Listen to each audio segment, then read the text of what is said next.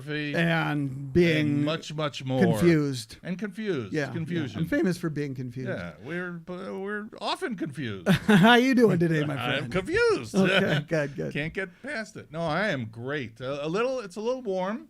A little bit. In the language of my people, we're schwitzing. You're schwitzing. You're schwitzing? Yeah. Okay. But just don't sudando. plot. Is that right? Sudando.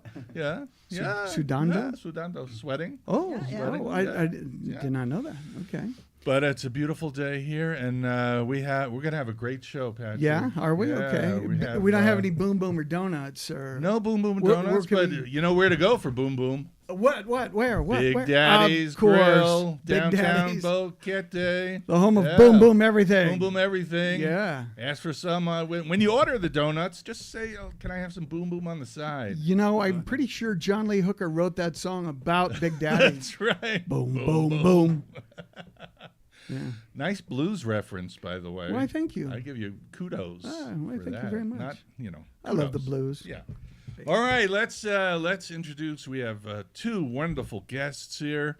Dr. Sonny Rowe, David Zacharias. Did I say that right? That's pretty close. Zacharias. Zacharias. Or if you want to Okay. go back to your German thing, it's Zacharias. Oh, okay. Zacharias. Zacharias. Ay, caramba. Yeah. All right, get close to the mics. All right, here we go. And they have a fascinating. They're both two incredibly talented people with an incredible history. Let's find out where you guys are from and how did you get to Panama? I'm originally from the wonderful state of Connecticut, Oh, okay. up near New York City. Yes. And I met David online, Match.com, Oh, wow. back in Oh. 2002. Okay. Wow. He was living in Clearwater, Florida. Really? And we dated every other weekend for a year until he invited me to come down with my two sons Yes. and share a life with him in Clearwater. Oh, my. So we sold off everything, made the shift, went down to Clearwater. It's been 20 years Yeah. of blissful living. Blissfulness. Blissful. Nice. And when we got to Clearwater, we realized that we had a mutual love of dance, of dancing and teaching and having a wonderful time. Wait just a second. You didn't realize that before? Well, all right, maybe I realized it a little bit before. Okay. He drop But hints. once you're in the same general area for Right. an Yeah. extended period of time, Yeah. it's easier to take lessons and to learn new things, which we Oh. did. Uh-huh. That's because David was going to invite me to go shoe shopping. Shoe Oh, shopping. really? Yeah, For because dance shoes? Well, Ah. when we're dancing, I'm dancing in 4-inch heels. That's about 30 minutes, and then I'm done. He's dancing in flat shoes. He could go all night long. Oh. Right. So we go buy shoes, dance shoes, and Yeah. it comes with a free coupon for a lesson. And they teach you half an hour of how to do a box step Oh, in wow. waltz, and then half an hour of why you should take more dance lessons. Well, that's the sales clever. pitch worked. Yeah. The rest is history. They get you in the door with the box step, and then they go, "Oh, okay. Well, you need Yeah. way more lessons." Okay. Better than a And box we're cutter. the place for you, right? Yeah, well, David and I learn differently. The way we access information Right. happens differently. So we got a great instructor who taught to David the way he learns best, Okay. and taught to me the way I learned best. Oh, right. And we've adopted that method as we've ventured out into the cruise industry to Right. teach ballroom dance classes for passengers. And we've just completed 111 voyages for Wow. 7 cruise lines. Wow. That's over the last 10 incredible. That's years. yeah. amazing. That's In incredible. a fact, lot of David's got way cruising. more data on it because he's our. Of course, being a data guy, I keep track of how many days we've been at sea and how Oh, many yeah? classes we've taught and how many Oh, people wow. You we've got You're taught. spreadsheets that guy. everywhere. Spreadsheets That for guy. everything. Okay. 3 total calendar years, 3 years total, more than 1,000 3 days years total. at sea. Wow. And it's more than 400 classes and multiple thousands of people. So Man. it's been a real joy to share the gift that Dr. Sonny and I have. Yeah. So how long did it take you to learn? Because you're what year is this you're learning? And then, I mean, you can't just, immediately become a dance instructor.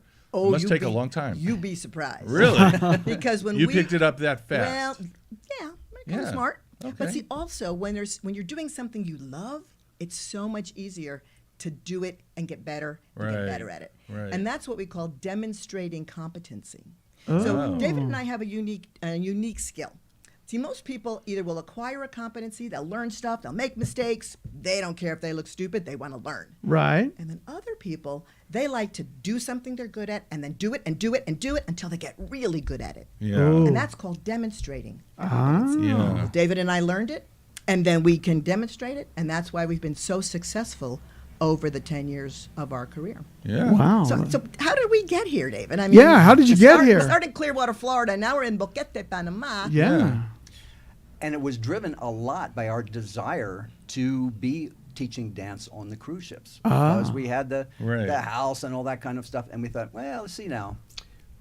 Every time we wanted to go to sea, we have to lock up the house and figure out what we're going to go do with it. So let's do the downsizing that we all face towards the end of our time. And we said, let's do it now while we still have our health. Oh, And hey, not that's a have good to idea. do it when it's in really difficult times. So we yeah. made the conscious decision to retire a bit early and downsize all of our stuff that we had mutually been accumulating through the years. And we wanted to go to a place that we felt was healthy and less expensive to live so that we could accept offers to go teach on these cruise ships around the world. So we did a lot of analysis, Mr. Spreadsheet here. We had all this place and that place, and what are the pluses and the minuses, and Panama won. Panama Sure. won. And we are grateful for this place. We are happy to have been here. So for how this length how of long have time. you been here in Panama?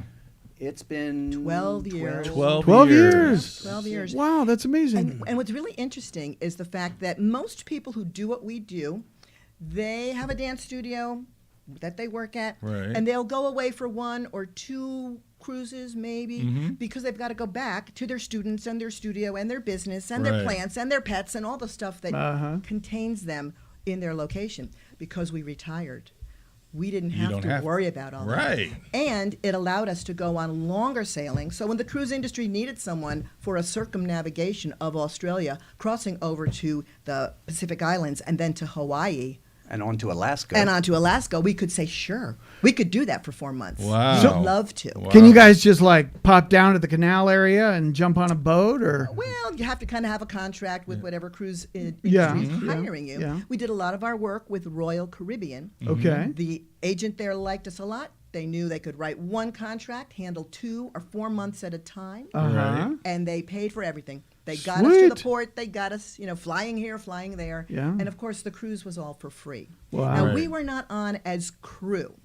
We were on as what's called enrichment. Oh. And these are people they call to the ship that have an expertise. They might have an academic expertise. It could be a pastor or a priest running masses for them, face painters for the children. But whatever it is, we had full passenger status. Yeah, And wow. all we had to do was teach 1 hour a day Oh, my. when the ship was at sea. Oh, wow. You can just spend so much time in the casino or playing bingo. Right. Right. So they want other things for people to do. Oh, And because yeah. we are so good at what we do and got great reviews from the guests, they kept inviting us back There time you go. after time. That's how you do that. Wow. Nice. That's terrific. Seems like a dream job. It absolutely was. Because And I guess you love cruising too. we sure we do. That was one of our mutual enjoyments when we got to know each other. Because we've been on the ship for so long and we got to know so many people in the higher up areas, Yeah. they gave us the badge that allowed us to be considered crew and walk on the bowels of the ship, go to the crew bar, All the crew library, access. the crew laundry. Nice. We had the best of all worlds because we were passengers with all those perks, Right. and yet we got very close to the crew, and they worked so hard to Yeah. make the passenger experience Yeah. what it is. Yeah, very cool. I have a buddy we have a buddy in LA who got into one of those gigs teaching watercolor. There you go. And when I was doing Second City, they would come around and recruit people for their improv and comedy shows and stuff, you know. Yeah, I did So- one cruise, the ABC Islands, Yeah. from Cologne, and I have to say, I because I'm a musician also, I kind of hooked up with the musicians there because they were all from Brazil. Most of them spoke English, and they were the most amazing musicians. Talent beyond belief. Yeah. They get charts the day a guest entertainer walks on board, and that night they're performing Wow. flawlessly. That's what I couldn't believe. I mean, I'm not at that level, but they put on shows like a Motown show, which was as good, if not better, than most Motown shows you could see. Wow. in the Cool. States. Yeah. And these are people, English is not their first language. Yeah, You know? yeah. And they told me that, we got the songs yesterday, we rehearsed them, we play them the next day. You know, it's like, that's their life because Yeah. they're so good at what they do. Music is their language. yeah, when you look yeah. at it. Amazing, though. So Amazing. what we're going to be doing, because we've had a few requests, is we're going to be offering our dance program Beyond Ballroom Basics right here in Boquete. Nice. Wow. All You right. don't say. We're going to be, in fact, David can go through the rundown of what our classes are like because it's Okay. more than just steps. All right, David, you want to take out the spreadsheet and Yeah, give let's. them the rundown. Part give one, us 2, the 4. rundown? You know, we've been to so many classes, and so of course, as instructors, we evaluate how we think the instructor is doing at that point in time. And as Dr. Sunny mentioned, when they start right out and start doing steps, we just like close our eyes and shake our head because we want people to feel accomplished as the result of coming to our Yeah. class. Nice. And so Yeah. you start with the basics. We just clap along to the beat to say, okay, do you feel the beat, right? And then we have them emphasize the first beat of a measure so that they know when the measures are changing and that kind of a thing. Cool. So Uh-huh. it's getting used to what the music is. And then we take it, after that, we say, okay, let's put it into your feet. And so there's a standard rhythm with many of the dances. Oh, my. Like for the cha-cha, we do 1, 2, 3, cha-cha, 1, 2, 3, cha-cha. And we get people in clapping that out and putting it into their feet so that they get the kinesthetic sense of Okay. moving to the beat of the Okay. music. Then we explain a little bit of the background of the dance, and then we get into what are the characteristics of the dance, because every competitive ballroom dance has a certain signature set of the ways that it looks. It has to do with your facial expression, has to do with the hold. It can be very different depending on the kind of the dance. And so Really? we go through all of the characteristics of how you move and how you embrace in the hold and all those things. So that's a little bit extra that people get by coming to our classes compared to the normal thing that they were getting on the. I think I'd be really good at the facial expression. I think part- you would. part You'd be of the great at dance. that part. Yeah. Yeah. I, Me too. I can kill the facial expression part. You know, years ago, I did an Arthur Murray class, and they gave me some really valuable advice. They said, "Please go home. Stop stepping on our feet." But- Patrick. But I have to say, I saw you two dance at Tap Out one evening when my bandmate was playing there, and it was a salsa evening, and a lot of people were getting up to dance, but you two. Everybody could tell right away. You're the spotlight you were, yeah, dancers. you were like in the spotlight. Like you guys were like off the TV. You were Oh, you wow. were so good. I mean, Well, thank you for that. And no, you you know were- why we were able to do that?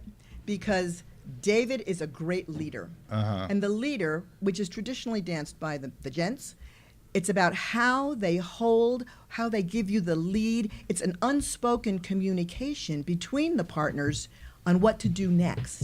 And he's very good at that. Now, And as it's Yeah. something that we will be emphasizing in this Yes. upcoming class that we were Well, talking about, it's because crucial. there are roles to play. We're being in a dance, and regardless of the nature of the relationship between the two people performing it, Yes.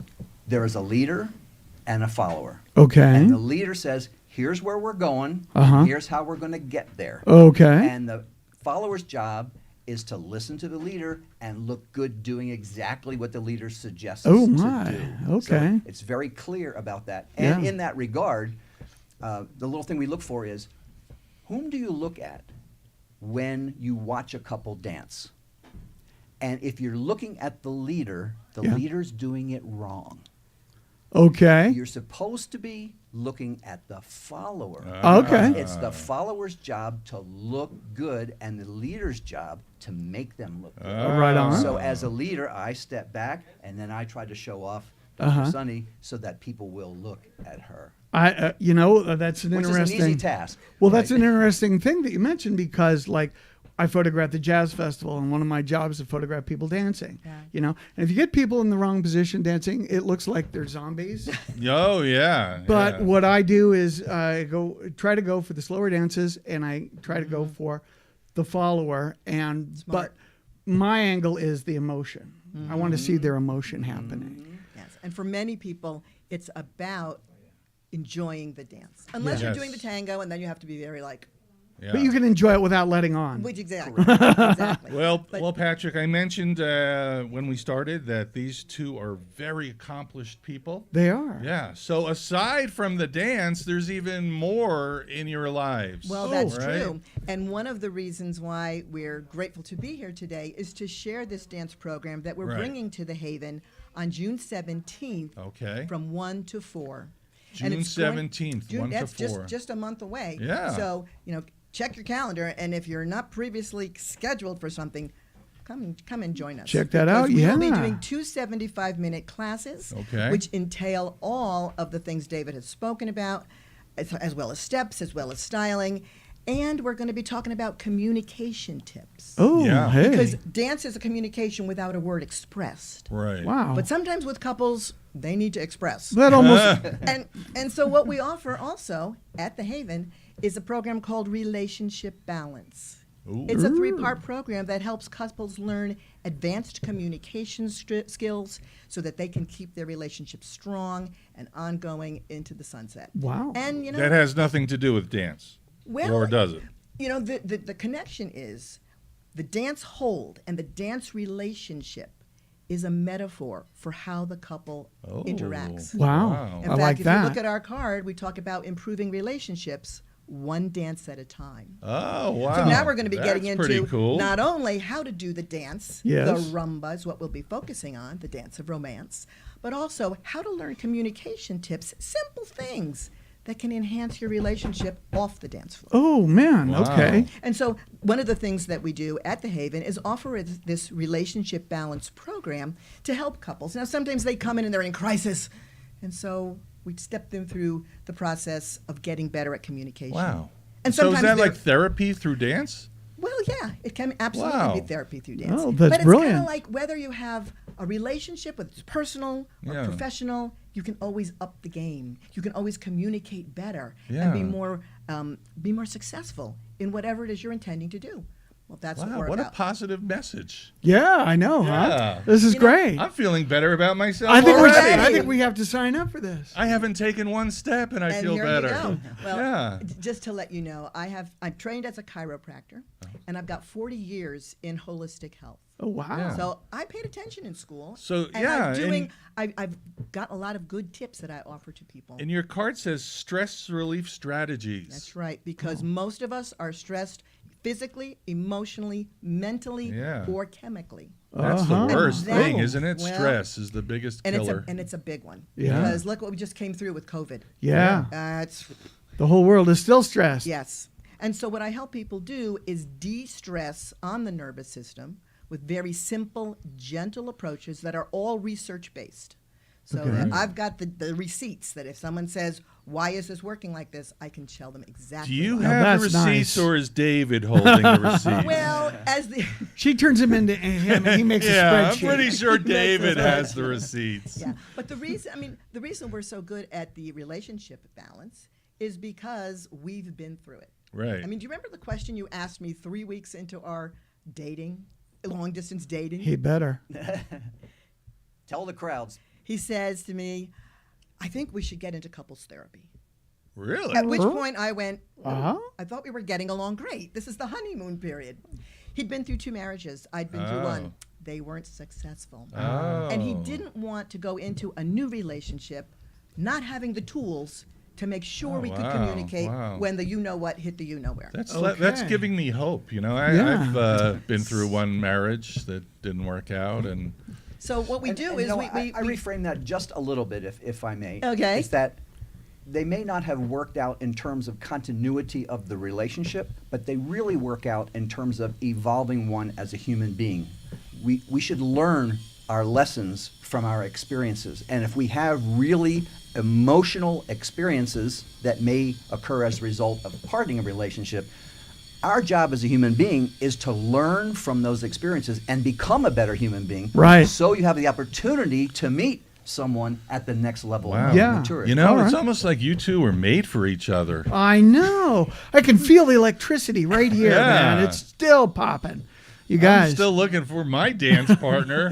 Hey, if Well- he shows up, can we find somebody to hook him You up know, with? all a I can dance? tell, we've had a number of single people approach us and say, can I come as a single? Unfortunately, no. You need to Yeah. be in a couple. So people Okay. are now advertising, whether it's on News Boquete or Okay. on Boquete Talks, the IO group, saying, hey, any dance people out there, I'd like to have a partner and willing to learn. You can be a beginner. You can have experience. Doesn't matter. So seriously, if you're looking for a partner, we can probably find you one. Yeah. Hey there in Radio Land, our buddy Mike Schwartz needs a partner to Mike is rumba with. looking. Let's Looking, get yeah, ready to still rumba. looking. Yeah. But in the few minutes we have remaining, David, you're aside from a dance instructor and just a dance therapist, you're also an author. It's true. So why don't you tell us about this book that we have propped up here so everybody can see and order, hopefully. There you go. Well, the book is called Project Needle Nose. It's based on experience that I had when I worked in the top secret classified surveillance industry. That means I'm working for the various customers, they call them, in the government, doing spying. Were you the night agent? I don't know. I can't. If I tell you, you have to kill You have me. to kill Yeah, me? Yeah, okay. No, you have to kill him. There you go. So Come the on, story David. So the story is that right out of school, I worked for a company that did the surveillance things from spy satellites. So I worked in this industry for a while, and then I got bit by the bug to write. Stimulated a lot by the Boquete Authors Group that's right here. Yes. And I wanted to write something to my children.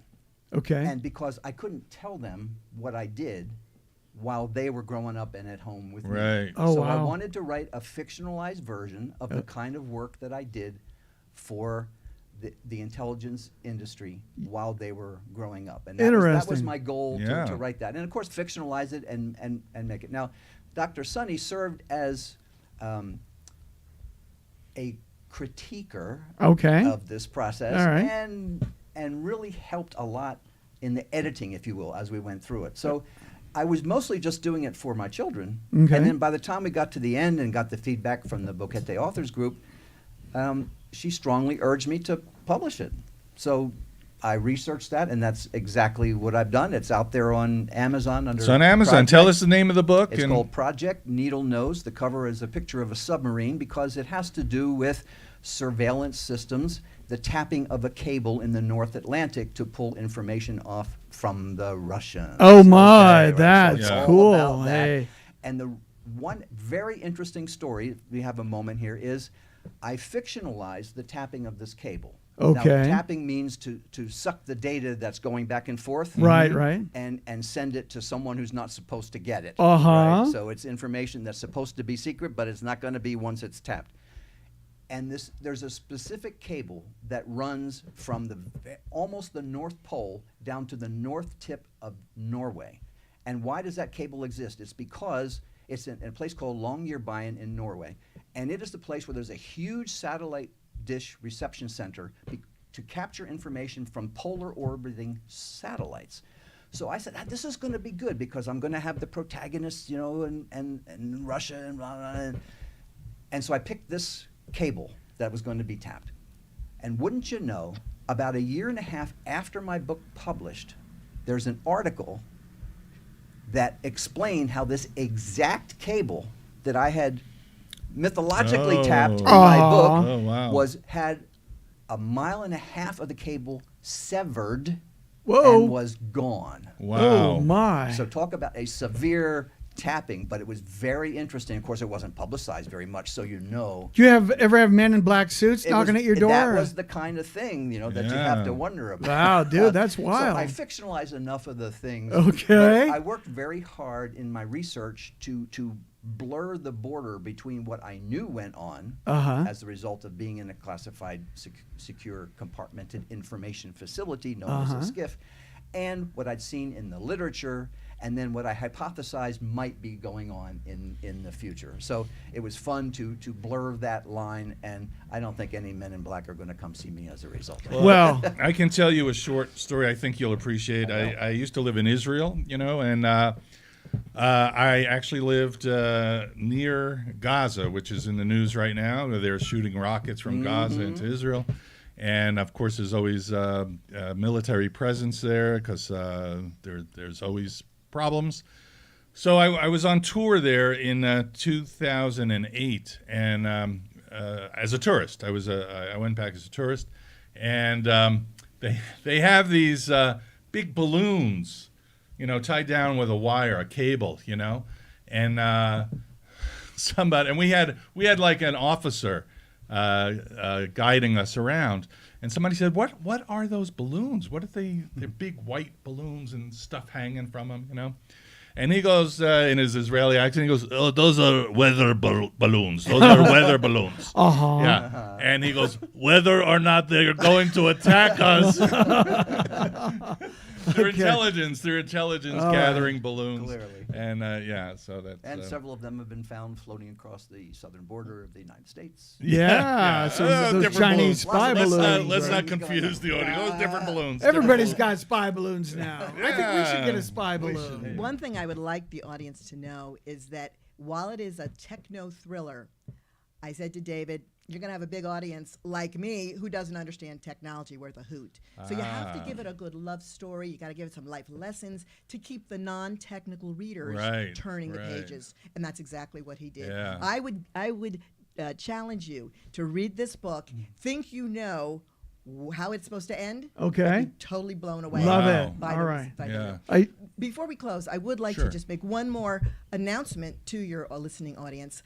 I will be part of the BCP community chat group that gives lectures at the library every Thursday at 11 o'clock. Excellent. This Thursday, May 18th, I will be discussing how to live the stress-less life. And that's basically my journey through all kinds of things, from divorce, bad marriage, bankruptcy, financial ruin, devastating illnesses, to meeting this wonderful guy, traveling the world for free, and learning what my a life wonderful lessons in the journey process. you've been on, both Yeah, of you. man. so It's for sure, terrific. people can go and register online to eventsboquete.org. There's a little click link Yes. for the, you know what that is, Yes, right? sure. And we've got a 60-seat capacity. I think I've got 20 people signed up, so we got plenty of room. Okay. For if you're thinking of someone I'm who's sure it'll stressed fill up. out. Oh, I know a few people that need to get over there. Well, there Yeah. you go. All right. And please, if you know people who are stressed out Yeah. and want to be relieved of that I don't know stress, people who aren't stressed well, out. then keep me in mind, because I can help them. And they I can do, call but they're usually drunk by 11 o'clock. I can help them too. Yeah. We can That call the Haven seems for to be the appointments. accepted stress relief I know. formula. It's- Let's yeah. get drunk. Happy hour. All right, Dr. Sonny, David, thank you so Thank much you, guys. for joining us on the weekend kickoff. It's been terrific. We're going to invite you back anytime. Oh, You know, great. it's been Thank you. terrific. It's been a great privilege. And, And, good luck with your dance classes and everything you do in the future. Dr. Sonny and Dave, hey, Yay. weekend Thank you, kickoff. guys. And if you get a chance, stop on by the Big Daddy's Grill. Yes. Hey, you know what? It's a great place to sit in the back, get a beverage, and read a cool book. Yeah. Get yourself a copy of the Needle Nose. You know, we've had Saga. quite a few authors on lately. I know, There's I know. such a growing community here of authors in Boquete. Well, you know what's cool? I And mean, the and this is writers a group. thing now. We just binged watched 3 shows that are espionage: the Night Agent, Yes. the Rabbit Hole, and Yes. the Diplomat. Yes. All amazing. Yeah. I think yeah. I've seen a few of those. Yeah, very cool Yeah. stuff. And our Very- next guest also is a We have writing type dude. another author. We are just overflowing with authors here in Boquete. Bryn, we want to welcome you to the weekend kickoff. Mr. Bryn Kalinda, ladies and gentlemen. Yeah. Thanks, guys. Appreciate being here. Yeah, so Bryn, why don't you tell us where you're from, how you got here to Boquete, the Bryn Kalinda, story. And set your books up there so we can see them. Yeah, for the home put audience. the books up there. It's radio, but it's also video. It's Okay, you go like this. yeah. That one. There you go. There you go. All right. Well, it's a There we long are. and winding road to Yeah. get here. We started off in the Air Force, went to the Air Force Academy, and flew for a bunch of years in the Air Force. And So you were a pilot. I was an instructor pilot. Instructor. And I ended up, I was flying with the German Air Force as an instructor pilot, and then I went to England to be an exchange pilot with the Royal Air Force and Wow. flew with them over there, and then graduate school, and then I got into space activities, And well, what was space activities? yeah, space. I was working space. Well, before it was a space command. There was a space division. And Okay. I was at space division. It happens to be in Los Angeles, Oh. right near the beach. Oh, yeah. Exactly where you'd think they'd have a space station. My old Yeah. hometown, yes. Anyhow, so and then I was in Antigua, West Indies, and then eventually ended up in Bolivia. I'd say they went from an island to a landlocked country in South America. It was my penalty or my payback for having 2 years of windsurfing in the Caribbean. Uh-huh. And then it ended up going back to Washington, D.C., where my career went down in flames because, my. because I did not do well in the bureaucratic morass that is Washington, D.C. Yes, So- you're not a fan of the suits. no, and, I'm an operator and not a politician. So Right. Wow. Even though later on I was elected to office when I moved to New Mexico. So I reject the idea of being a politician. I was an elected official. Okay, good. So when you said you tell lies for a living, you didn't mean you were a politician. Well, no, that's why I wanted to differentiate. Yeah. But I do say I used to write papers for the Department of Defense for 20 years, and so Wow. segue into fiction writing was not that difficult. Yeah. That's how cool. So you basically taught half a dozen air forces around the world how to fly airplanes, how to fly jet fighters, Right. or less than half a dozen. Yeah, and when I was down in Bolivia, I got to fly with the Bolivian Air Force. This is a real challenge because you're up in the mountains. The airport there is at 13,000 feet. So Oh, my. people Wow. Talk about altitude. I just sort of Yeah. snicker. That's I really cute. know what Oh. altitude is. So yeah, so flying single engine jet in the mountains without ejection seats was always tricky. Without. Oh my. Yeah, well, the ejection seats didn't work because we were in. They didn't work. Well, they were out of commission. Nobody knows if they worked or not. So because we didn't have anybody eject, but we weren't sure that Luckily, they you would. didn't have So, to use yeah. them. Huh? Yeah, it was an interesting conundrum. Should I go okay. fly or not?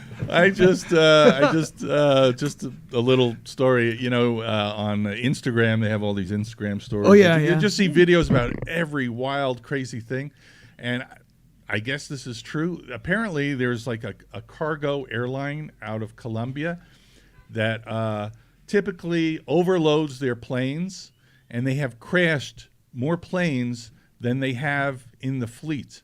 They Oh, wow. How does that work? What do they end up renting planes from another? No, I think they had like 14 planes. They crashed about 8 of them. They weigh them down so much that they can't take off. You'd think they'd quit doing that after a You while. would think so, I don't know, but I don't know. It's just a weird. To illustrate that point, in Latin America, I was talking with the commander of the Bolivian Air Force at one point, and he said, Bren, when I graduated from our Air Force Academy, there were 24 in my class.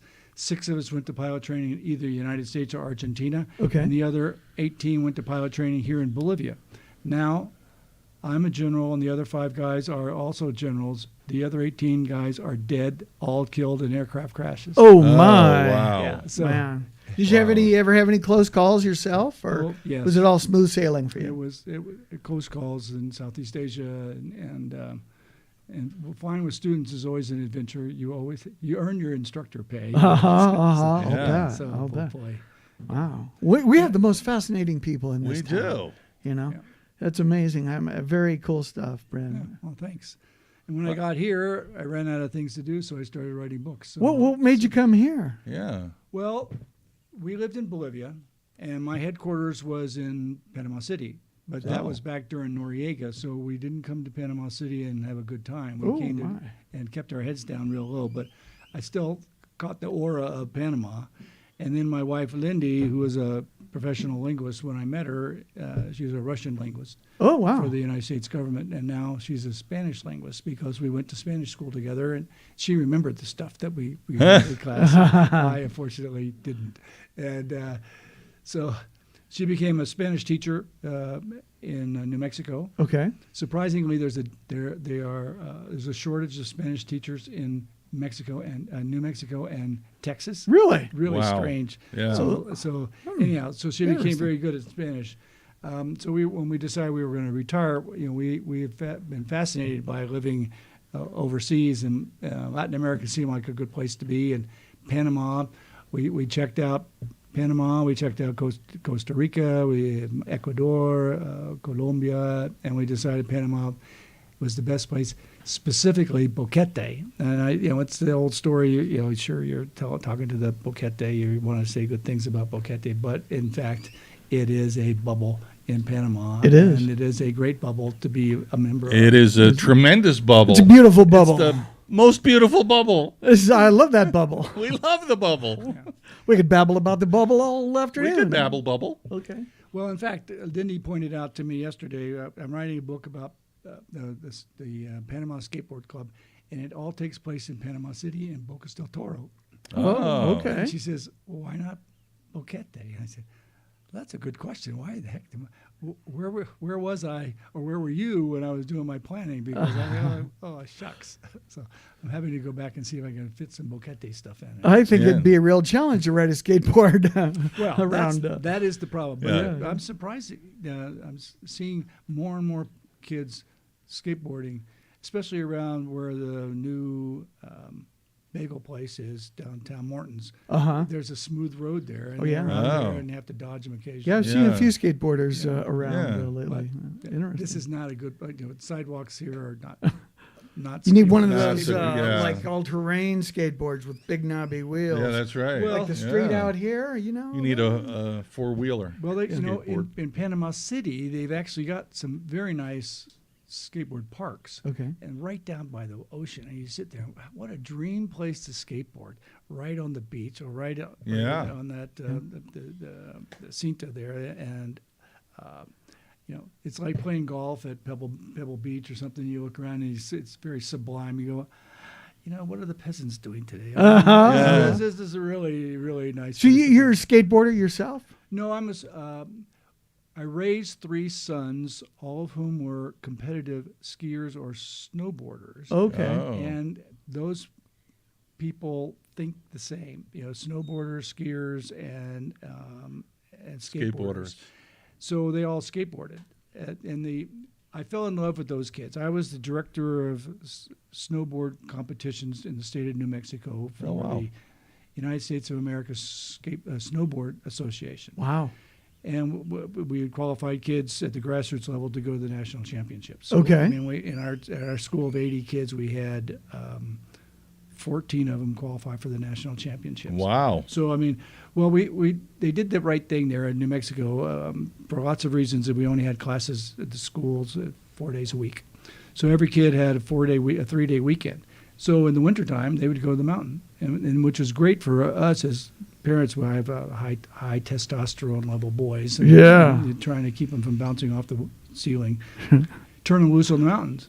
And so they would snowboard or ski all day, and when we come back at dinner time, they'd fall asleep at the dinner table. Literally put their head in their plate. Oh, man. So where are these mountains in New Mexico? Well, have you ever heard of Taos, New Mexico? Oh, yeah. So we were right by Taos. So we were 22 miles from Taos. Okay. Taos did not allow snowboarding for a long time. Right. They finally beat down the doors. Yeah, a lot of people, a lot of resorts were hesitant. At that time, they were calling snowboard. That's one of the reasons I started writing this book. My first book is the Irish Skateboard Club. Okay. Because it's not really about skateboarding, although there's some skateboarding in it. Right. It's about skateboarders. And they're not the cretins that everybody thinks they are. Right. They get beat up on television and the radio all the time, but they're good kids. They are high active kids. They are hanging out there kids. Yeah. And I just love the inventiveness and the exuberance of excitement to be alive. Yeah. And they're not sitting back watching video games all day and stuff. They're out there hanging it out there and beating themselves up. And so I love those kids. Yeah. So I wanted to portray them in a positive way. And in fact, in that book, they come up against a group of Russian mafia in Ireland, and they human trafficking, and they have to make a decision whether they want to confront. First, they go to the adults in their lives who reject it. They would say, "Hey, you're making this up," and then they said, "Well, what do we do? Do we look at this moral dilemma, or do we do what most people do and walk away?" And these kids, that's the dilemma. That's one of the crux of the book is All right. what do people do with it.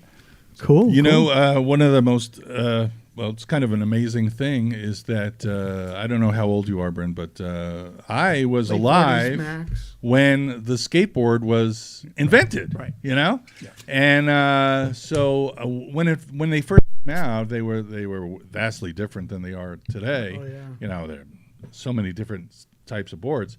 But I remember my father. We were pretty poor, so of course I wanted a skateboard just like every other kid.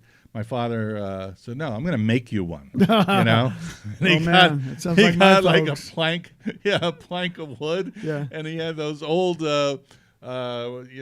skate. Skate wheels, the the metal middle wheels, ones, yeah. it could barely go, Yeah. roll at all, and I was like, "Thank you," Yeah, yeah. it was But pretty that's terrible. one of the first ones. Look at Back to the Future. That's what he did. He some guys got skates on a scooter that he made himself out of a crate. Right. He pulls the crate off and jumps on it as a Right, skateboard. Yeah. right. And that's I can still remember skate keys and everything. Uh-huh, Yeah, yeah. Back in California, and and in fact, skateboards were invented about that. In that time, the 40s and 50s, I guess 50s and 60s. But skateboarders invented snowboarding. Oh, And that's yeah. why the kids flow back and forth between the two. Right. Because There's a connection. There is a connection. In fact, we use the same lingo, and it's the same kind of thing when you talk about the tricks. They're called, cab, a cab rodeo, backside, 360 or Yeah, something yeah. like that. And if you listen to him talk on radio, Tony Hawk or some of the other guys, and even the lingo that it flows back and forth, it's interesting. It's like British trying to speak American English and Americans trying to speak British English. It's the same language, but Like a language of it's its own. different. Yeah, it's different. yeah. But It's different. English, but phrases and words on Right. Right. That we may Gnarly, not dude. understand if we're. It's totally gnarly, dude. Yeah. No. Yeah. Yeah. Okay, cool, man. And so you got here to Boquete. You decided you had some free time. Start whipping out the hit novels. Yeah, well, Yeah? the thing that I'm really pleased about is when we got here. I was in a writers group in New Mexico for a really long time, and so when we came here, I ran into Jane Vassarelli, and we decided to start a writers group. Okay. And that's where we met your wife. Yeah. Gabrielle. Gabrielle. Gabrielle, I love you. And so we started a writers group here. Yeah. And also we now have a veterans organization here as well. Yeah. That, Yeah, very cool. Got started about the same time. Okay. And so there's lots of things that are changing here that I get involved in and makes things worthwhile. You have plenty of stuff to keep yourself busy. Well, yeah, but unfortunately, I'm getting so busy that I don't do as much writing, and that's what I have to need back and refocus. Yes, that's yes. I know somebody who has that issue. So, but you still go to the Boquete Authors Group, the BAG, on Yes. Friday afternoon. Yes, You're going right after this, probably. it was canceled today. Oh, it was okay. Well, our other friend Chris Minori is in that group, Yeah, and he's great. yeah, he is really yeah, great. Yeah. He's got some. I just sit there, I read his stuff, and I just shake my head. Where in the world did this? Where did this? Well, he is a sick monkey, but Yeah, Exactly. a lot of people are shaking their head. When, yeah. Chris Minori walks in the room. Yeah. Like, oh, Yeah. what's with And this then guy? Brandy runs the trivia night every other. Brandy is Tuesday. terrific. She's delightful. We We love love Brandy. yeah. Yeah. Trivia. She's not trivial. No, but man, we found out how much work she puts into that. Oh, Boy. we did. We covered for Brandy, Patrick, and I. One, I remember. We were asked to never come back. yeah, again. there was almost a rebellion, a trivial rebellion. I know. People started throwing cups and I know. pencils. They had the torches and. So, what's your latest book? Well, the one I'm working on now is the Panama Skateboard Club. Okay. In fact, I'm going to Panama City and going to the skateboarding activities there. There's actually a move afoot in Panama to qualify kids here to go to the Olympics. Really? You know, and Cool. sometimes you think skateboarders, snowboarders resisted going to the Olympics because they didn't want to be seen as mainstream because they want to continue their Right. little. But now in the last Olympics they had skateboarding, Wow. so it's a Skateboarding. legitimate sport. It's cool. I Yeah. love watching it. I mean, it's really cool. But I'm sure that on the other side there was resistance to bringing these sports into the Olympics. Absolutely. I'm sure. Absolutely. yeah. Well, Because some they're of them, so new and different. and some of them I can see they're cool. Some of them I wonder about a little bit. Like I don't know, golf Yeah. or Ping pong. ping. Ping pong. I think they took softball out of the Olympics. What that didn't they? deal with the ribbons? Is that a That's gymnastics. Oh, okay. That's yeah. Well, it Creative seems dancing That's or good. something. Yeah. Yeah. I could probably do that. If you could do it on a skateboard, that would be Well, really, I really could stand cool. in the corner and wave a ribbon. That's about Yeah. as all I could do. Yeah. Don't So forget anyway, your facial expressions If you from go your. to Albrook Mall, there's actually a really nice skateboard shop there. Really? Yeah. In fact, I'm going to go see them this week. All right, cool. And go to some of the places. They're starting to have competitions here, and skateboarders are coming from here from all over. In fact, in Ireland, because here's the Irish Skateboard Club connection to the Panama Skateboard Club. Okay. And Do you have a lot of book sales in Ireland because of the title? UK. UK. Yes, in the UK, yes. Yeah. And Australia even. Really? Yeah. So it's just one channel on Amazon somehow or other. It works that way. So. Okay. Cool. Cool. Yeah. Well, we've got to make sure everybody runs right out or clicks right up and get a copy of. You got Irish Skateboard Club. What's this one here? Well, this one is actually a poetry book written by my son, Oh. our son. Okay. And I was reading that while I was here, but being raised around books, they all read all the time. So, Okay. And Josh just started being a writer. All right. He's written a couple novels that haven't been published, but All right. Cool. He's trying that. So, Ooh. and my books are in the library here. Okay. That wonderful, wonderful library that we have here. Oh yeah, we have a nice library It's here. fantastic. Are you having any events in Boquete? I with will the when I books? get back. Yeah. I'm going tomorrow to Mike Hill. Mike Hill is a graduate of our. Mike Hill yes, was a yes. guest here. We had with, him. I with think his we've book. had a lot of the. he's- I think a lot of authors. He's going to yeah. have an open house tomorrow, book signing Right. at Uh-huh. Mike's. So we're all want to support locals, the writers here because. Oh, that's so nice that the it writers needs- support one another. Absolutely, absolutely. Well, Yeah. this is a place where not only do you get interesting people who are therapists and dance people and who were into espionage, Musicians and, yeah, people hiding in the artists. witness protection.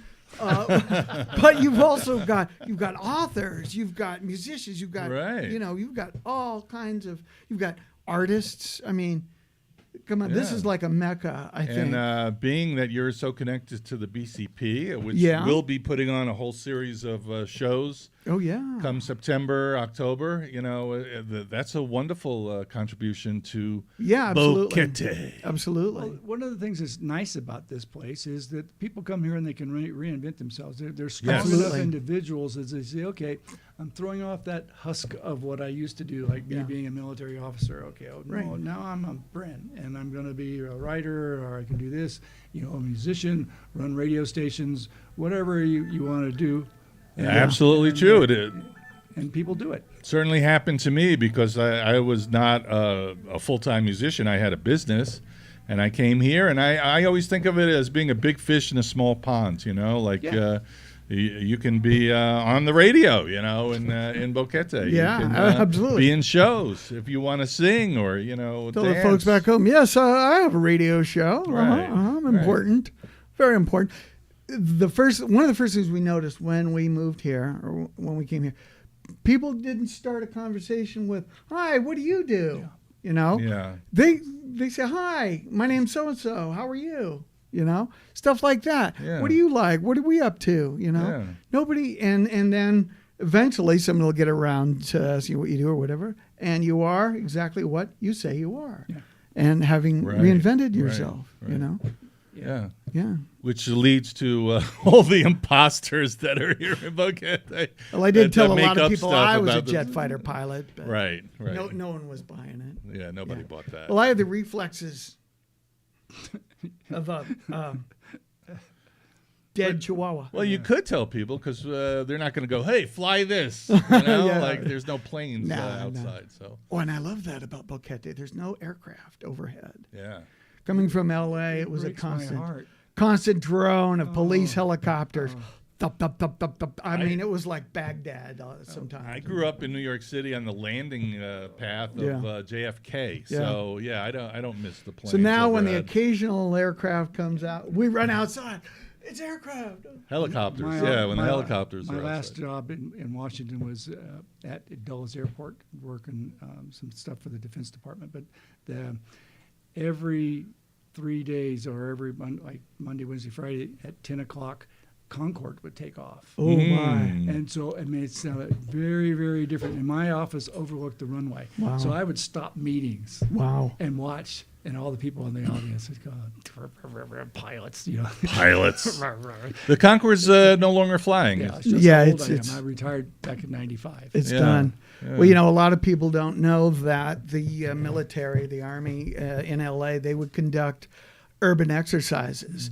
And so it would not be uncommon to see a pair of Chinooks and accompanied by either Cobras or Apaches, and they would rappel. They'd have troops rappel onto the skyscrapers in downtown Los Angeles, you know, doing these exercises, and it was kind of hush hush until at one point what do they call, reporter, you know, did a story about it in one of the little local papers or whatever, and I'm going, yep, I've seen that. That's what that is. Okay. Well, on my first trip to Israel, you know, I used to live in Israel, and I think I was like 15 or 16 or something like that. And the Israeli Air Force used to, I guess, do like little drills or something.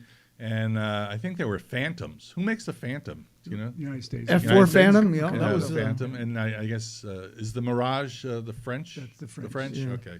So there would be like two jets, and you know that was my first experience with like fighter aircraft, and just like how fast they go, because Yeah. they're just like like amazing. Phantoms were cool planes. That Yeah. was When I was in Israel for the first time, I saw F-15s dropping bombs, and I thought I could hear this thunder in the background, and I look around and it's clear skies and see these airplanes doing aerobatics. You know, like I used to teach aerobatics. You know, and I'm looking around, and all of a sudden, but I hear thunder, and I finally realized that I was so close enough to the border they were actually dropping bombs. Wow. And for not real, not practice not bombs. practice. Right, not wow, practice, yeah. wow. Yeah.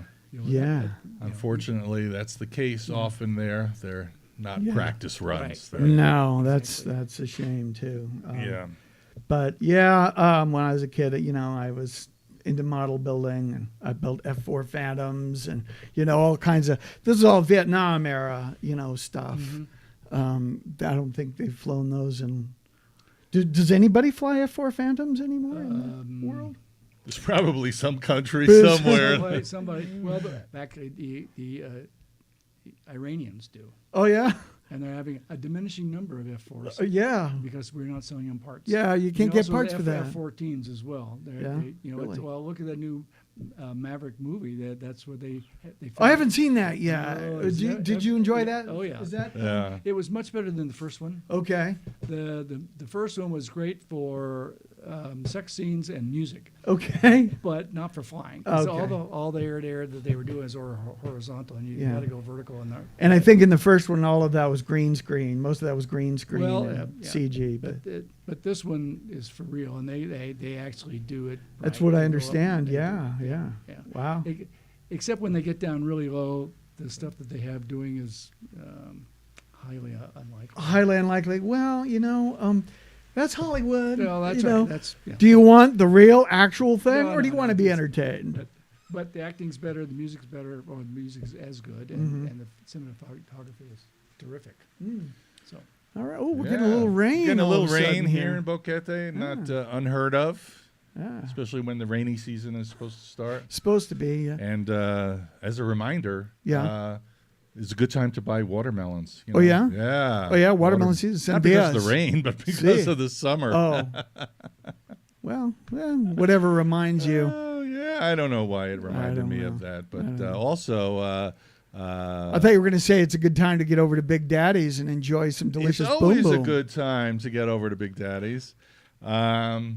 But are you a fan of pineapples? You like pineapples? I love Absolutely. pineapple. Yeah, Absolutely. yeah. That's I think one of my very They're favorite so fruits. sweet. I Yeah. just started making smoothies, pineapple Oh, yeah? smoothies. You know, they're like tremendous. Do you have the pineapple screw?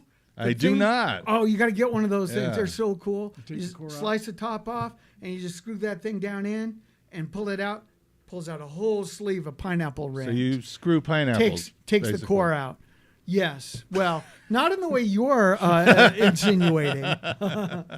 Look, whatever you do my in your favorite free kitchen time, tool. what you do in your free time, Mike And will report privately about on the is radio fine. next week. but yeah, I'm just concerned for our listeners. I'm just saying, man, you got to get the pineapple screw. 'cause Yeah, no, that's- I'll look for it. Yeah, I'm definitely gonna look. Where would you find a pineapple screw? Oh, all many of the local stores have them. Oh, good. Okay. Like What's the orange? The store. It's not Miranda, but Mandarin. Mandarin. See, Mandarin. They would has have them. it. Yeah, yeah. Oh, cool. Yeah. Okay. All right. Well, we had a great show, like I said. Bryn, thank you so much for joining us on the weekend kickoff. Well, thank you very much And, for inviting me. Absolutely. Good luck with It's your been a books joy. and future sales and future books and Yeah, man. and everything. A terrific story. Welcome to come back anytime. And Dr. Sonny Rowe and David, we'd like to thank them also for Yes. joining us. Thank them. Dave is a member of the Boquete Authors Group. Yes, Yeah. he is. Yeah, yeah. We are just jam-packed We're with loaded authors with talent. here. I love it. I have love to it. learn to read. I you know. That's next on my bucket list. I must. That's on my list as well. Only I can't make the list because I I can't can't write. read. Yeah. Patrick, thank you so much for joining us Thank you, again. my friend. As always, yeah. And well, we're gonna go. We're gonna open our umbrellas. This is live. Ooh, I wish We're I gonna brought go out one. in the rain, and this has been the weekend kickoff on Radio Cherokee.